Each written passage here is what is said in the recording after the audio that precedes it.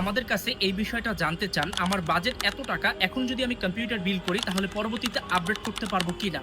এই বিষয়টা বোঝার আগে আমাদের দু ধরনের মাইন্ডসেট বোঝা উচিত। কারণ যখন আমরা কম্পিউটার বিল করতে যাই তখন কিন্তু আমাদের ভিতরে এই দুটা জিনিস কাজ করে, এই দুই ধরনের চিন্তা। প্রথম চিন্তাটা হচ্ছে, এখন আমার যত টাকা আছে আমি এ টাকা দিয়ে এমন কম্পিউটার বিল করব যাতে করে আমার কাজটা হয়ে যায়।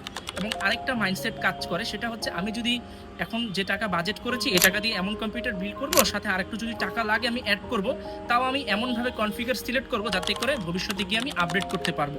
তো এখানে ২ নাম্বার যে মাইন্ডসেটটা, এটা কিন্তু জিতে যায়। কারণ যখন আপনি কম্পিউটার বিল করবেন তখন আপনি অবশ্যই ভালোভাবে কম্পোনেন্টগুলো নির্ধারণ করবেন যাতে করে আপনি ভবিষ্যতে আপডেট করতে পারেন।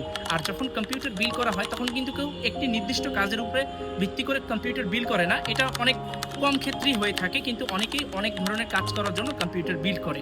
তো আমাদের যে ধরনের মাইন্ডসেট রাখা উচিত, যদি আমাদের ইনভেস্টমেন্ট একটু বেশি লাগে সমস্যা নেই, কিন্তু আমরা চেষ্টা করব এমনভাবে কম্পোনেন্ট সিলেক্ট করার জন্য যাতে করে আমরা ভবিষ্যতে আপডেট করতে পারি। তাহলে আপনি বাংলাদেশের যে কোনো জায়গা থেকে কম্পিউটার বিল করেন না কেন, আপনি সহজেই আপডেট করতে পারবেন ইনশাআল্লাহ।